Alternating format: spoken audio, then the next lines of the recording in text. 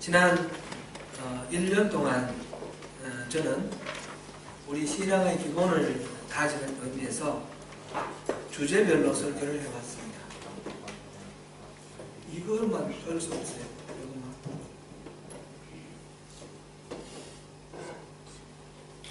네, 좋습니다.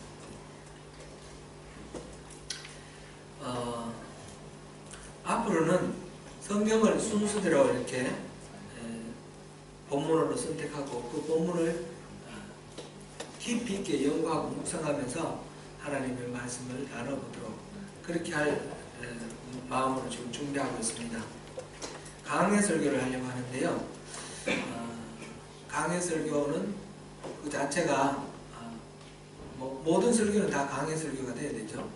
말씀을 기반으로 해서 해야 되는데 특별히 이제 본문 선택부터 주관적으로 이렇게 하는 그런 마음을 좀 가능하면 줄이고 그 정해진 순서대로 나가도록 그렇게 해서 더 주님의 말씀에 집중하는 그런 시간으로 준비하려고 그렇게 합니다. 또 이거는 또 한편 우리가 신앙이 우리 삶의 기본이 되어야 되는데 우리 성경이 기본이 되어야 되잖아요. 그죠? 성경을 읽는데 우리 성도님들이 좀 더 성경을 어떻게 읽고 어떻게 이해하면 좋을지 그걸 훈련하는 그런 또 강해 설교의 중요한 장점이라고 생각합니다. 그래서 신앙이 자립하는데 성도님들의 신앙 자립에 도움이 되도록 그렇게 하려고 합니다. 그래서 첫 번째로 갈라디아서를 정했습니다.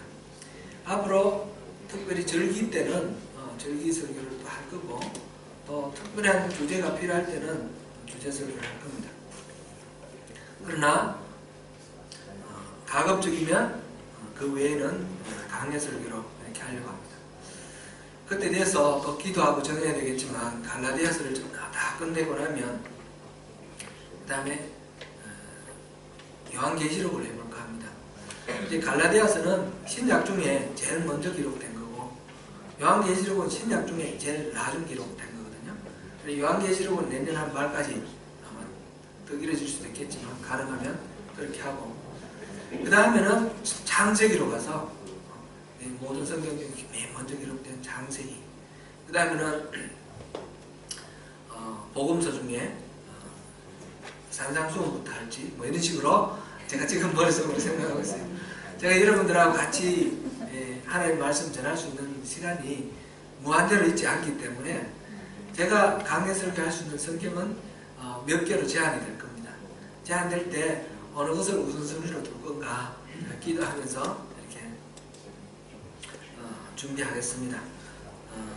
이 시간이 또 여러분들에게 많은 유익이 될 수 있기를 원하며 우리의 초점은 말씀하시는 분 하나님께 초점을 맞출 수 있도록 모두 마음을 모아주시길 바랍니다. 오늘 이 성경 갈라디아서는 우리가 신약 성경 개관할 때 배웠는데 바울 사도의 제1차 전도 여행 이후에 제2차 전도 여행 가기 전에 기록된 거라 이렇게 우리가 배웠습니다. 그것은 제1차 전도 여행과 제2차 전도 여행 사이에 있었던 예루살렘 공의회 AD 49년에 있었던 그 사건에서 이방인들에게는 할례를 베풀지 않아도 된다. 중요한 교회 결정이 있었는데 이 결정이 여기 반영되어 있지 않았고 갈라디아에서 가장 큰 이슈가 할례를 해야 되느냐 안 해도 되느냐 하는 그 이슈인데 교회의 이 중요한 결정이 반영되지 않았다는 것은 아마 그 전에 기록된 것 아니겠는가 이렇게 생각합니다. 정확한 연대는 측정할 수가 없지만 이 정황을 봤을 때 그것이 가장 유력합니다. 바울이 이 편지를 쓸 때에 바울이 쓴 다른 편지들과 이렇게 비교해보면 많은 차이가 있습니다. 첫 번째 들어가는 자기를 소개를 하고 그 다음에 수신자들에게 누구누구에게 편지한다. 그리고 여러분들이 어떤 것들을 감사한다. 패턴이 있어요. 패턴이 있는데 이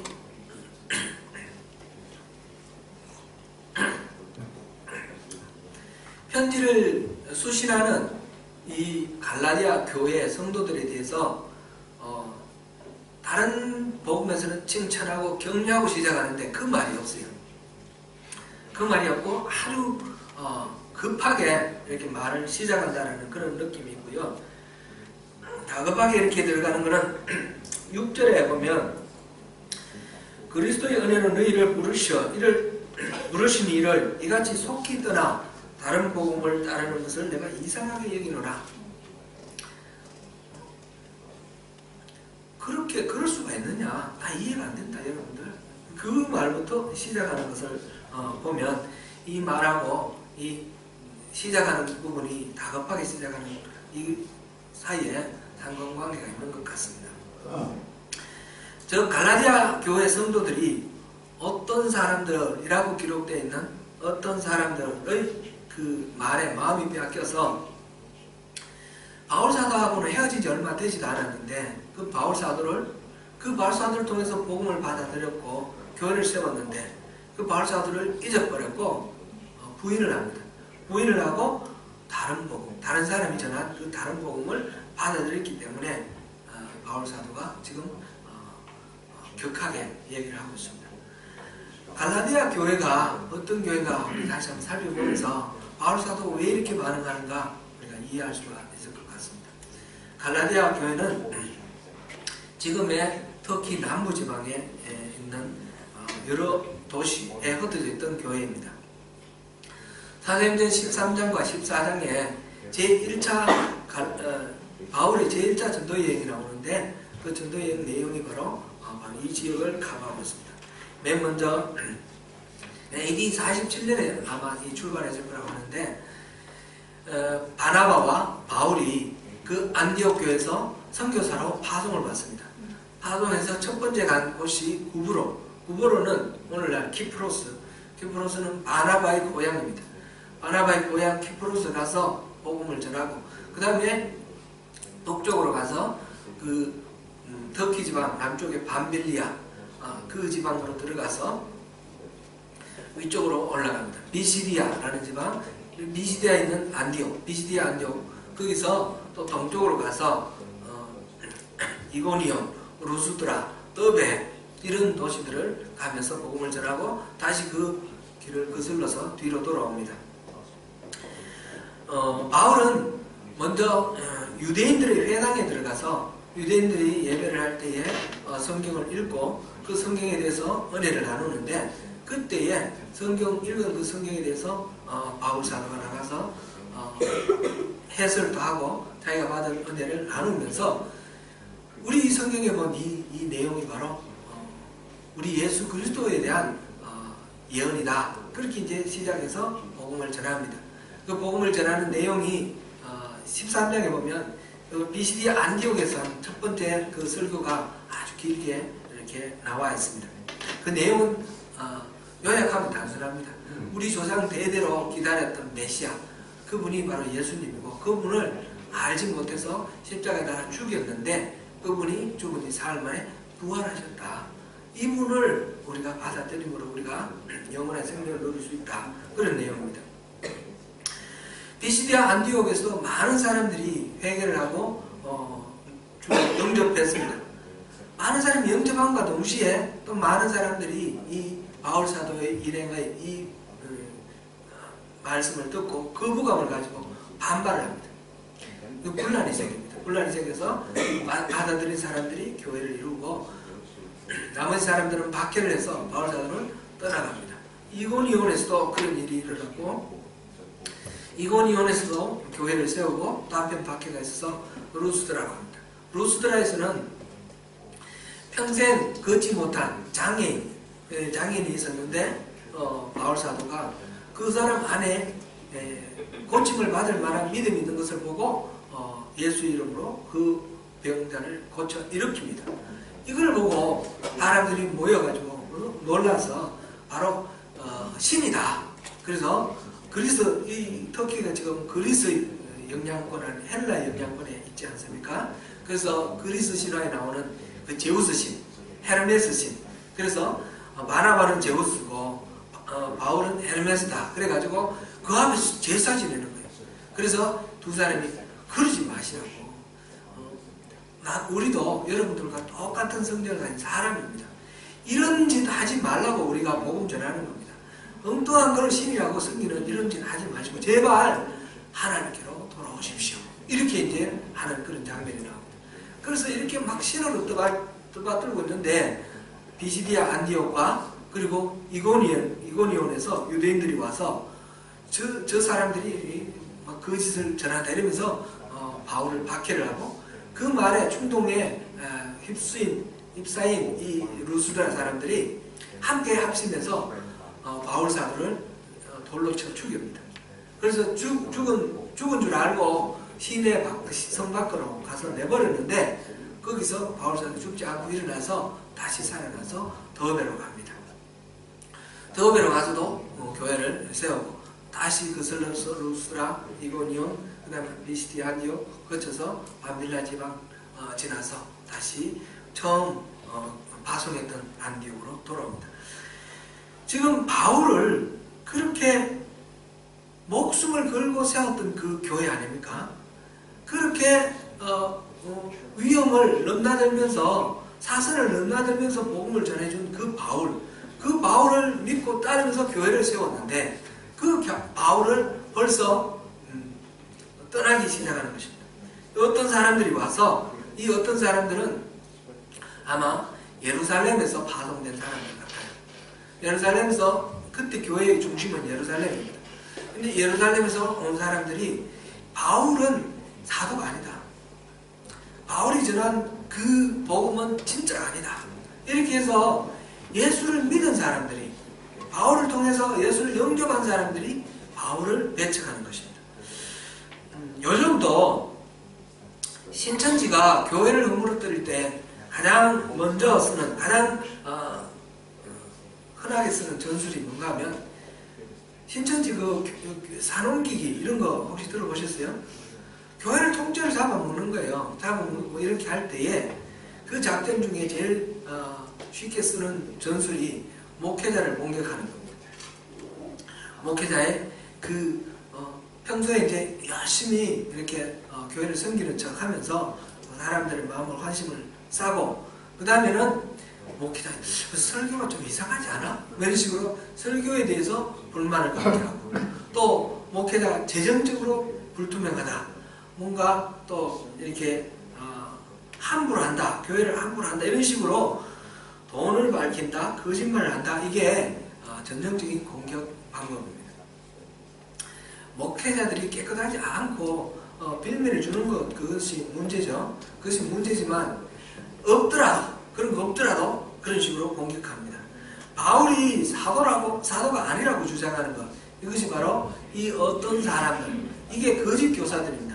거짓 교사들이 그 초대 교회를 무너뜨리기 위해서 시도하는 첫 번째 그 공격 방법입니다.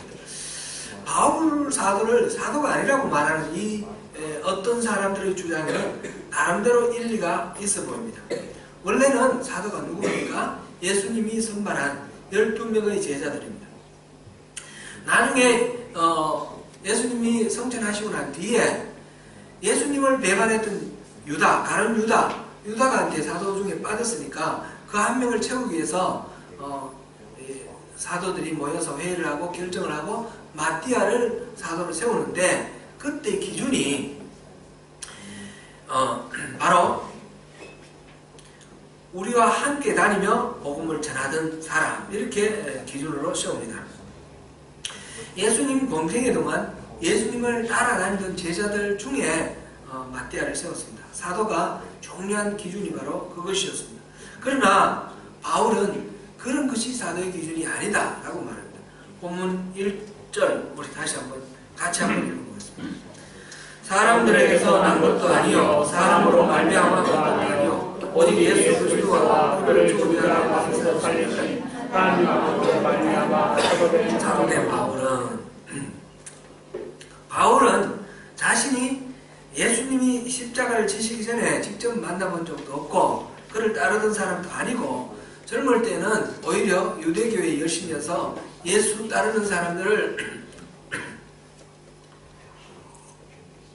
박해하는 사람이었다는 것을 인정합니다.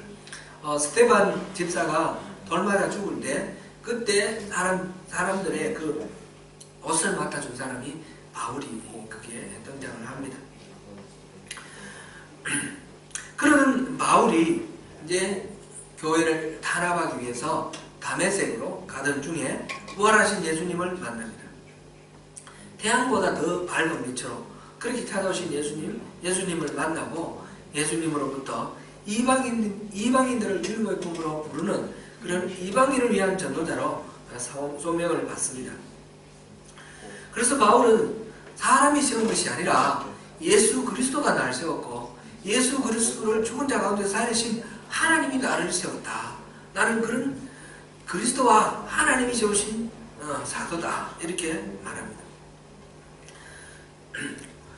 바울 사도는 이 사도성에 대해서 많은 시비를 계속 이렇게 받고 있습니다. 고린도전서나 특별히 고린도후서 10장 11장 여기서 보면 왜 사도가 누군가, 왜 내가 사도인가 그거를 이렇게 변장하는 그런 이야기들이 많이 있습니다. 그만큼 바울 사도에게는 그것이 중요한 문제였습니다. 한편으로 보면 그러면 12제자만 사도라 그랬느냐? 성경에는 꼭 12제자만 사도라 그런 건 아닙니다. 바울 사도와 함께 선교사를 하던 바나바도 사도라 그랬고 또 예수님의 동생 예루살렘에 감독으로 있었던 야고보도 사도라 그렇게 말했습니다. 이거는 이제 우리 갈라디아서 뒤에도 몇 군데 나오니까 다시 만날 수 있는 그런 용어이고요. 그러면 사도가 뭔가 여기에 대해서 우리 한번 생각해 봅니다. 사도는 어떤 직분입니까? 주님이 12제자를 선발해서 그들을 사도라고 했을 때 그 이유가 그 12제자가 사도로 섬김받으라고 그렇게 주신 그런 직분이 아니죠. 사도라는 그런 이름을 붙일 때는 사명이 있습니다. 그 사명이 바로 이 마띠아를 세울 때 베드로가 한 말, 우리와 더불어 예수께서 부활하심을 증언할 사람 그랬는데 바로 예수 그리스도의 그 십자가와 부활을 증거할 사람, 그런 사명을 가진 사람, 그래서 교회를 세우고 일으키는 그런 사람을 사도라고 이렇게 예수님께서 그 사명을 주시면서 그 직분을 만드셨습니다. 그러므로 바울도 바로 그런 목적으로 예수 그리스도로부터 부름받아 사도가 되었습니다.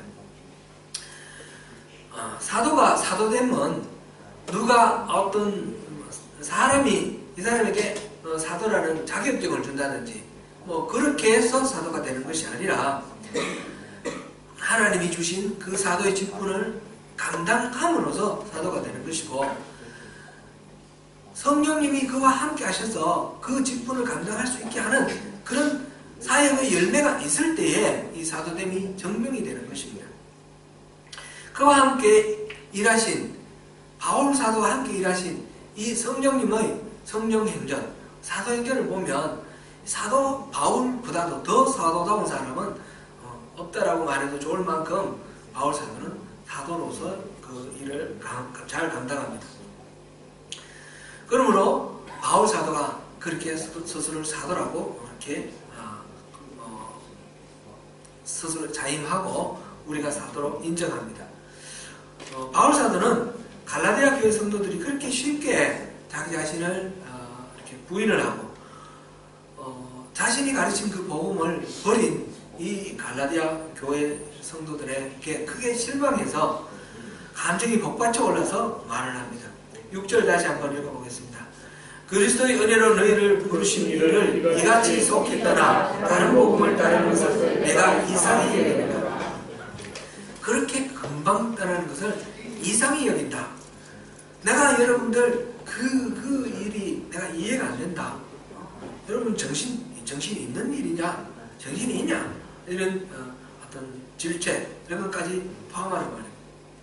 그러면서 다른 복음은 없다 이렇게 말하고 어떤 사람들이 전하는 그 다른 복음은 7절에 보니까 너희를 교란하여 그리스도의 복음을 변하게 하려 함이라. 그리스도의 복음, 이것이 참된 복음인데 이 그리스도의 복음을 변질시켜서 여러분들을 혼란에 빠뜨리려고 지금 그러는 거다. 이렇게 말합니다. 참된 복음은 내가 너에게 전한 그 복음밖에 없다.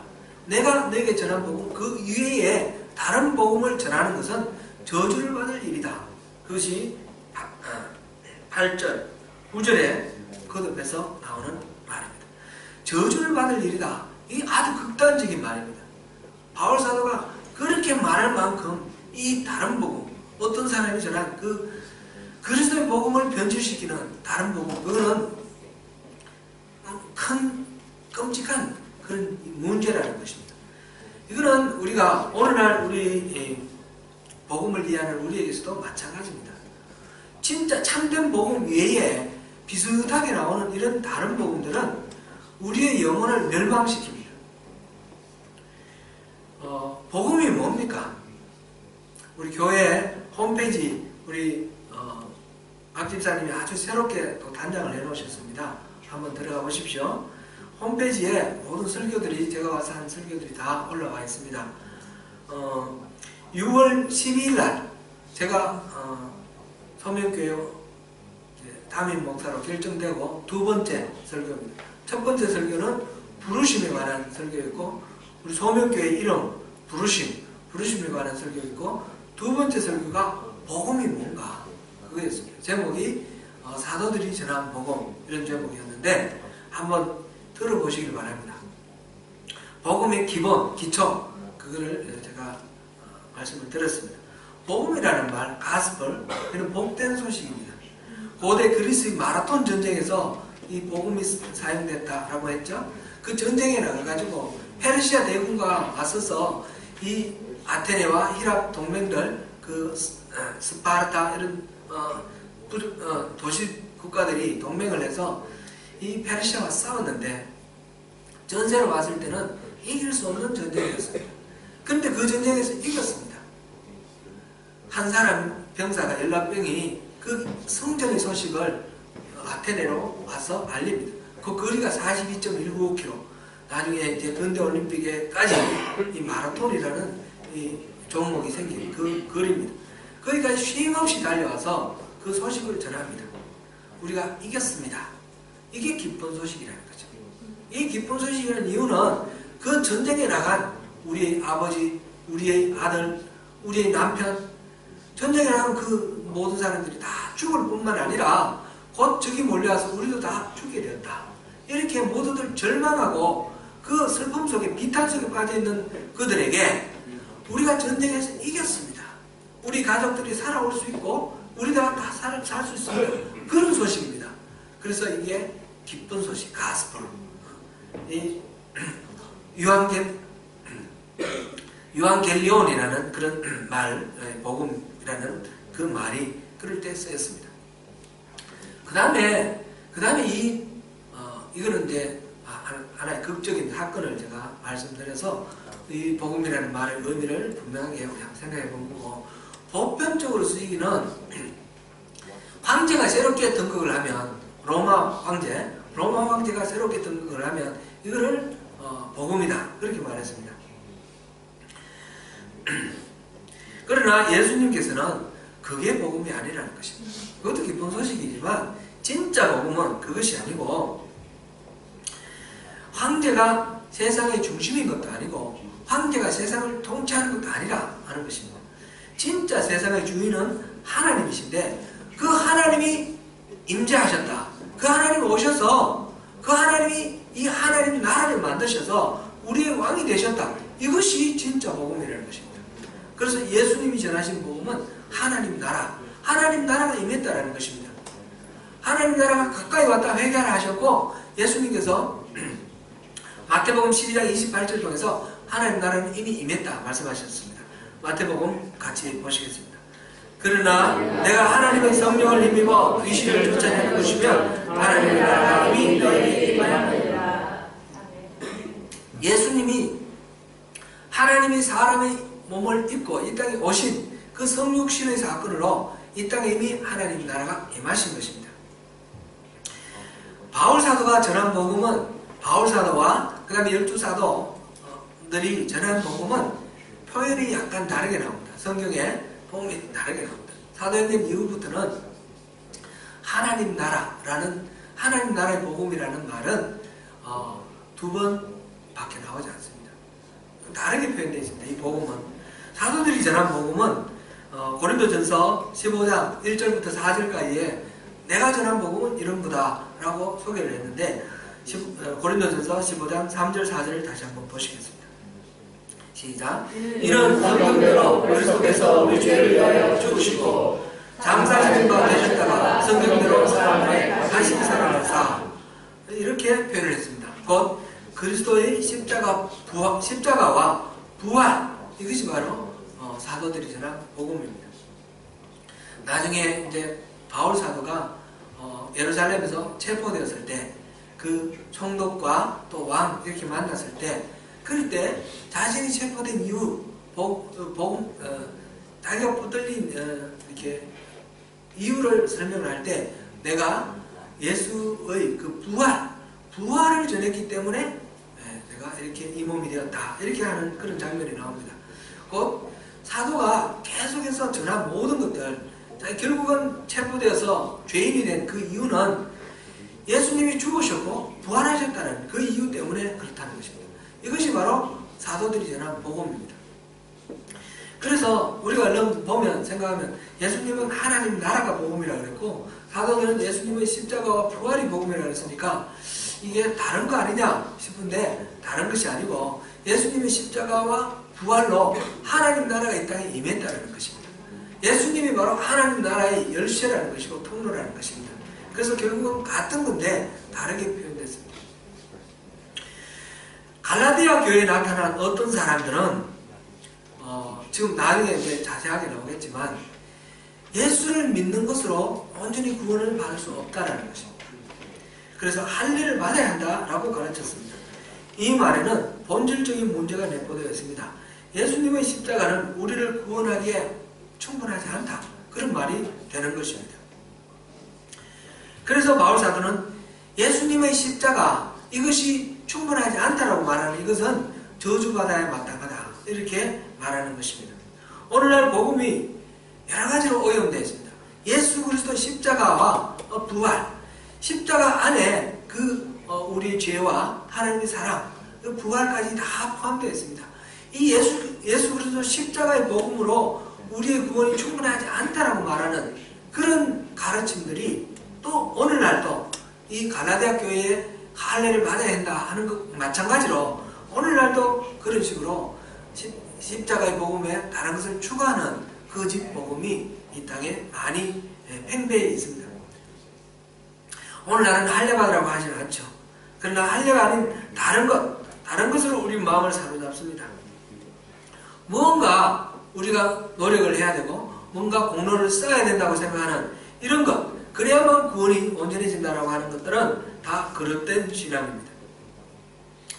갈라디아 교회에 전한 이 편지에서 핵심적인 결론적인 선구라고 말할 수 있는 것은 5장 1절 말씀입니다. 우리 같이 한번 보겠습니다. 그리스도께서 우리를 자유롭게 하려고 자유를 주셨으니 그러므로 무관하게 서서 다시는 종의 번뇌를 빼지 말라. 아멘. 그리스도께서 4절에 그리스도께서 우리 오늘 본문 4절입니다. 그리스도께서 하나님 곧 우리 아버지의 뜻을 따라 이 악한 세대에서 우리를 건지시려고 우리 죄를 대속하기 위하여 자기 몸을 주셨으니 그리스도께서 이렇게 자기 몸을 주신 십자가 이것이 우리의 구원이 된다는 이 복음, 사도가 전하는 복음은 그리스도를 믿음으로 우리에게 자유함을 주시려고 주시는 자유함, 우리를 자유롭게 하려고 자유를 주셨으니 그렇습니다. 그냥 우리에게 자유를 주셨으니 이렇게 표현해도 되겠지만 단순히 자유를 준다는 말로 다 표현할 수가 없습니다. 우리를 정말 자유롭게 만들고 싶다라고 하시는 그 하나님의 마음을 표현하기 위해서 자유함을 주시려고 자유를 주셨다. 이렇게 자유롭게 하려고 자유를 주셨다. 이렇게 표현했습니다. 그런 것을 우리가 자유함의 복음 이렇게 표현합니다. 우리를 자유롭게 하려고 주신 그 자유, 그 자유함은 우리가 이제 두 가지로 성격을 구분해서 생각할 수 있습니다. 자유는 무엇으로부터 자유, freedom from something, 그렇게 되는 자유가 있습니다. 또 하나는 무엇을 향한 자유, freedom for something. 예를 들어서 출애굽한 이스라엘 백성들 한번 생각해 보십시오. 이집트의 압제 속에 있을 때 거기서 끌어내서 광야로 끌어냈습니다. 이집트의 압제로부터 자유롭게 됐습니다. 그런데 이것은 이집트의 억압과 압제는 없었지만 그 광야에는 여전히 목마르고 여전히 배고픈 상황입니다. 하나님이 이끌고 가자 하신 그 자유는 그곳에서 가나안까지 가서 그 적과 꿀이라는 땅에서 주님 주시는 것을 마음껏 누리는 그런 것입니다. 그래서 freedom from Egypt, freedom for Canaan 이렇게 되는 거죠. 가나안을 향해 가는 자유까지 우리에게 주시기를 원하십니다. 자유롭게 하시려고 주시는 자유는 바로 그렇게 단순한 억압으로부터의 자유만 아니라 하나님 안에서 누리는 그 참된 평강과 참된 기쁨, 거기까지 이르는 자유를 얘기를 하는 것입니다. 바울 사도는 바로 이 그리스도의 십자가 복음이 freedom from만 아니라 freedom to까지 완성하는 온전한 자유, 그 자유를 주시는 것이다. 그런 참된 복음이라고 생각합니다.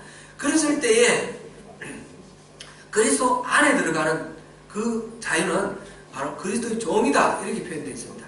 바울은 스스로 그리스도의 종이라고 표현했는데 10절을 한번 읽어보겠습니다. 이제 내가 사람들에게 좋게 하랴 하나님께 좋게 하랴 사람들에게 기쁨을 구하랴 내가 지금까지 사람들의 기쁨을 구하였다면 그리스도의 종이 아니니라. 사람들에게 잘 보이려고 하지 않고 하나님께만 기쁨이 되는 그런 삶을 살았다고 합니다. 그것을 그리스도의 종이 되었다라고 표현을 합니다. 사람에게 보이려고 하는 것은 원하든 원하지 않든 우리가 그 사람에게 매이게 되는 결과를 낳게 됩니다. 사울이 하나님의 뜻을 온전히 따르지 않고 하나님 뜻보다는 자기를 추종하고 자기를 왕으로 추대했던 사람들에게 이 인기를 잃어버릴까봐 그것이 두려워서 사람들의 눈치를 보다가 망합니다.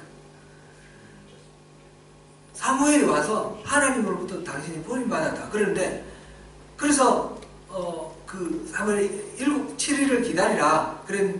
그렇게 얘기를 하고 그 다음에 아각 왕 있죠. 아말렉을 진멸하라고 했는데 진멸하지 않고 살찐 소와 양들을 남겨놨습니다. 하나님이 당신을 버렸다. 그랬을 때에 사람들이 알지 못하게 달라고, 사람들이 눈치 못하게 제사를 드려달라고 그렇게 얘기를 합니다. 이렇게 하나님을 아랑곳하지 않고 사람들에게만 관심을 갖는 이 사울은 버림받게 되죠. 하나님이 주신 자유함의 복음을 잃게 됩니다. 바울은 스스로 다른 누구에게도 얽매이지 않았다고 말하면서 오직 그리스도의 뜻에 따라 살아가는 그리스도의 종이다 라고 말합니다. 그리스도의 종이 될 때에 freedom from 죄로부터의 자유, freedom from sin 이렇게 되고 그 다음에 그리스도 안에서 누리는 자유, freedom for Christ 이것이 성립이 되는 것입니다. 그리스도의 종이라는 말이 그리스도에게까지 감으로써 온전히 누리는 그런 완전한 자유, 그것을 말합니다. 그런데 바울 사도가 말하는 이 그리스도까지 이르는 이 자유를 그리스도의 십자가로 충분하지 않다라고 말한 것이 바로 이 거짓 교사들의 그런 가르침입니다. 자기의 어떤 노력, 자기의 정성, 자기의 공 이것이 보태져서 사람들을 감동시키고 또 하나님을 감동시키고 스스로도 만족하는 것 이렇게 가르치는 이것이 바로 율법주의입니다. 율법주의는 거짓된 신앙입니다. 바울 사도의 표현으로는 저주받을 그런 다른 복음입니다. 율법주의는 우리가 이단들의 그 종교들에게서 보편적으로 나타나는 그런 현상입니다. 몇 가지만 한번 예를 들어 보겠습니다. 여호와의 정인은 일주일에 하루는 전도를 해야 됩니다. 뭔가 자기가 이렇게 공을 들여서 헌신해야만 이 구원이 완성된다고 생각합니다. 안식교는 어떻습니까? 안식교는 안식일을 지켜야 됩니다. 그리고 그 금하는 음식 금하고 그렇게 해야만 이 구원이 완성된다고. 그래서 안식교는 그렇게 선행 이것을 굉장히 강조를 합니다. 안식교에서 나온 하나님의 교회, 안상정인회 뭐 이렇게 읽기도 하죠. 여기도 마찬가지죠. 안식일을 지켜야 된다. 뭐 선행을 많이 강조합니다. 이 사람들이 이렇게 선행을 강조하기 때문에 모르는 사람들은 이 이단들을 굉장히 이렇게 좋게 그렇게 생각하기 쉽습니다. 크라이처치에 하나님의 교회가 하나 와서 교회를 세웠습니다. 근데 이들이 막 봉사활동을 열심히 하고 그래서 크라이스트 카운슬에서는 이 교회가 아주 좋은 교회로 한국 교회 중에 제일 가장 좋은 교회로 그렇게 알고 있습니다. 신천지는 또 어떻습니까? 신천지도 비슷합니다. 예수를 믿는 것으로는 온전하지 않다는 거죠. 그래서 요한계시록에 나오는 이 말씀을 지켜야 된다. 그렇게 신천지는 예수 믿는 것으로 구원이 안 된다고 합니다. 그렇게 가르치는 것입니다. 이렇게 이단들이 예수 믿는 것으로 십자가 복음으로 온전하지 않다라고 말하는 그런 그릇된 가르침을 펼치고 있는데 우리 정통 교회들은 어떻습니까? 정통 교회들은 다 괜찮습니까? 그렇지 않습니다. 정통 교회도 마찬가지로 이 그릇된 율법주의에 많이 이렇게 오염되어 있습니다. 주일 성수 잘하고 헌금 열심히 하고 봉사활동 열심히 하면 믿음이 좋고 그러면 온전한 구원을 받는 것이다. 이렇게 가르치는 그런 가르침이 있고요. 아니면 그렇지 않더라도 다른 방식으로 교회가 이렇게 해야 되고 이렇게 해야 되고 하면 교회의 조직이라든지 교회의 건강성, 재정의 투명성 이런 것들로 목숨을 걸고 그렇게 세우려고 하는 그런 경향도 있습니다. 그런 것들 다 중요합니다. 주일 성수도 잘해야 되고 헌금도 열심히 하는 것이 중요하지만 그것이 본질이 아니라는 것입니다. 교회가 건강해야 되고 재정이 투명해야 되고 이런 것들 다 필요한 겁니다. 그러나 그것이 본질이 아닙니다. 본질이 아닌 것들로 우리의 관심을 빼앗게 만드는 것 이것은 다 율법주의입니다. 핵심이 뭡니까? 본질이 십자가 복음입니다. 십자가 복음은 우리의 어떤 노력으로도 하나님을 감동시킬 수 없다는 것입니다. 우리가 주님 앞에 나갈 수 있는 것은 오직 그리스도 예수 보혈 하나님의 그 은혜 그 사랑으로 인해서 주님 앞으로 나가고 그 사랑에 온전히 우리가 나아갈 때 그 사랑을 받아들이고 주님과 친밀한 교제 안에 들어갈 때에 그럴 때에 그 자유 우리를 자유롭게 하시기 위해서 우리에게 자유를 주신 하나님의 그 자유를 누릴 수 있게 된다는 것입니다. 어떤 것에도 얽매이고 어떤 것을 의무로 책임으로 짓눌리는 짐으로 여기는 그런 신앙은 모두 다 율법주의라는 것입니다. 주님과 친밀한 교제 안에서 참다운 자유를 누리는 것 십자가 복음 능력 은혜 안에서 참다운 자유를 누리는 것 이것이 핵심이고 이것이 본질입니다. 그것에 우리가 모든 마음을 쏟으면 자연스럽게 하나님을 그렇게 사랑하면 자연스럽게 우리 예배에 열심을 낼 것이고 주님을 섬기는 일에 열심을 낼 것입니다. 그렇게 되면 자연스럽게 도덕적으로 선해지고 자연스럽게 좋은 열매를 맺게 됩니다. 좋은 나무가 좋은 열매를 맺습니다. 좋은 열매를 맺게 하려고 막 이렇게 애를 쓰는 것이 열매에 집착하는 것이 아니라 나무 그 종자를 좋은 종자를 만들어야 돼요. 우리가 우리 안에 이 성령님을 받아들임으로써 우리의 존재가 바뀌어야 되는 것입니다. 우리가 죄인의 자리에 그대로 머물러 있어서는 안 되고 우리가 하나님의 자녀로 우리가 완전히 우리 자리를 바꿔 앉아야 돼요. 그것이 좋은 열매를 맺을 수 있는 그런 비결이고 그것이 참된 복음입니다. 율법주의는 그저 신앙이 미숙해서 그렇고 아직 성숙되지 못하니까 앞으로 신앙이 자라면 괜찮아질 거다. 그런 것이 아닙니다.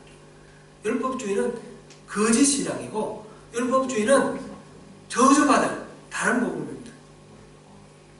하나님은 철저하게 하나님이 공급해 주시는 그 자원에만 의지하기를 원합니다.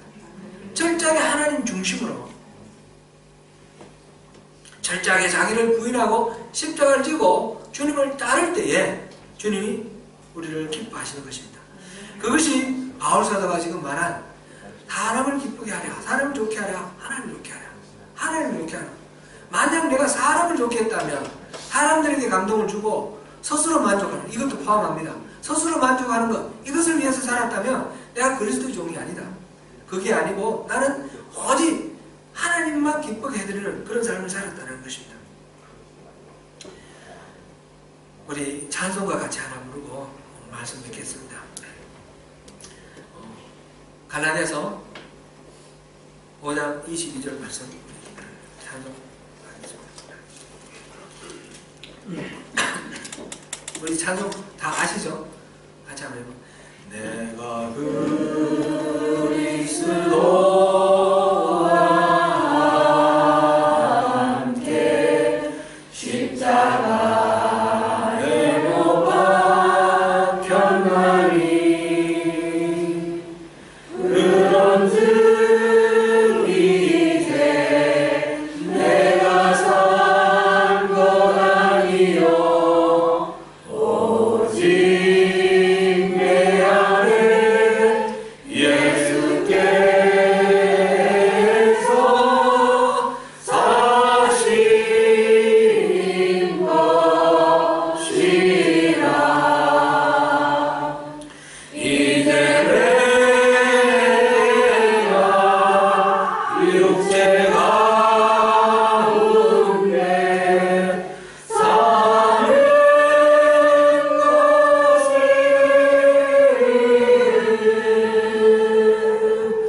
나를 사랑하사 자기 몸 버리신 예수 위에 산 것이라. 아멘. 앞으로 갈라디아서를 통해서 참된 복음이 어떤 것인지, 우리 안에 침투해 있는 거짓된 복음이 어떤 것인지, 우리가 그것을 어떻게 잘라내야 될지 우리가 살펴보겠습니다. 우리가 갈라디아서를 통해서 분별되는 그 참된 복음으로 모든 억압을 끊고 주님 안에서 자유함을 마음껏 누리시기를 바랍니다. 단순히 죄된 것으로부터 해방해 머물지 않고 영원한 안식을 누릴 수 있는 하나님 품 안에서 주님만 기쁘시게 해드리는 그 주님의 종으로 승리하시는 저와 여러분 되시기를 축원합니다.